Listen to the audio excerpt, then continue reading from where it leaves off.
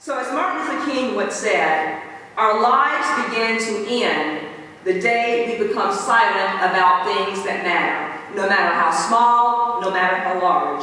You were not silent, and changes are beginning to happen on this campus. Keep up the momentum.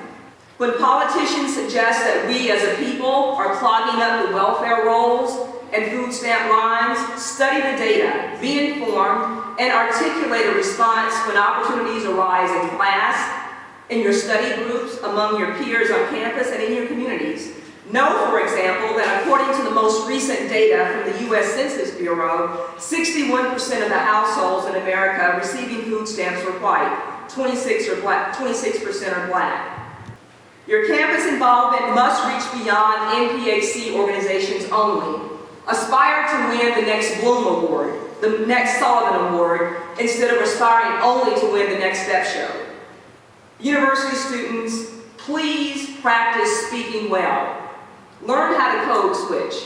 I use Black English all the time, but I know how to code switch. I know how to use standard American English in the classroom, in presentations, in the boardroom. So practice your presentation and be prepared to communicate with anyone inside or outside of your community. Be civil. Civility is often missing from so much of what we've become in this society. So when someone refers to President Obama as the food stamp president, or worse, a monkey, an ape, or a baboon, articulate an alternative response. Be armed with the facts about this country's economic demise, the collapse of the housing market, and the social and cultural ills that plague this country. Be intelligent in your discourse. The members of the Black faculty and staff support you, we believe in you, and we fully expect greatness from you. Remember the sacrifices of those who came before you, those tall pioneers on whose shoulders we all stand. Be fearless in your pursuit of excellence. Think carefully about your legacies. 68 was a very turbulent time in this nation. There was a lot of activity in terms of anti-war movement, civil rights, and even women's rights.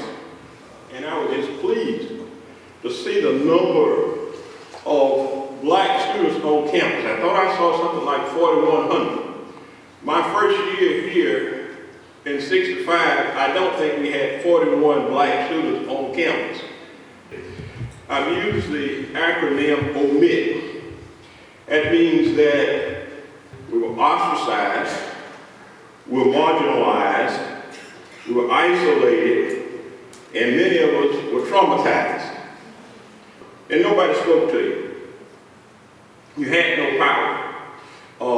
You were not invited to any kind of functions or anything like that. And that's what traumatized, I think, a number of Black students. But I'm glad that I endured. I think all of the other students during that time are glad that they did. And I'm pretty sure that if you apply yourself, you will appreciate the time you're here. Unity is not something that begins and ends on the weekend. From a social aspect, it is easier for us to come together for a party, lunch in the Bird, or a football game. However, those same efforts need to be applied in our community. We as Black students need to be more involved in events administered by student organizations as well as those focusing on the Black community. Across all campus organizations, we only witness a handful of Black males contributing their time to the areas of campus leadership. For the most part, we see the same Black males over and over again. If we surveyed all student leaders across campus, we will find that Black students are underrepresented nearly everywhere. Some might even add that the Black community is underrepresented in the classroom. Now, when we look at this lack of representation, remember we're viewing life outside of the historically Black organizations.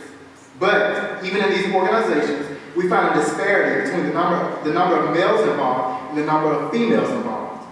We have to stop complaining and assessing fault. 9 times out of 10, the ones who are doing the most complaining are the ones putting in the least amount of effort to make a change. The University of Alabama is an institute of higher learning. The education gap in the Black community remains far too large for our time at UA to be taken for granted. All of our organizations are challenged by a lack of passionate leadership talent. And two, we must realize that there is often the case that many of our peers who are capable of administering passionate leadership cannot do so. They cannot do so simply because of their rigorous investments in balancing career advancement opportunities, involvement, academics, and the part-time job. From the addresses of African American Graduate Student Association and Black Faculty Staff Association President, we hope you find fruit for knowledge. From the address of Booker T. Ford, we hope you find inspiration. And from the State of the Black Union, we hope you find reason to dedicate your talents in improving Black student life here at the University of Alabama.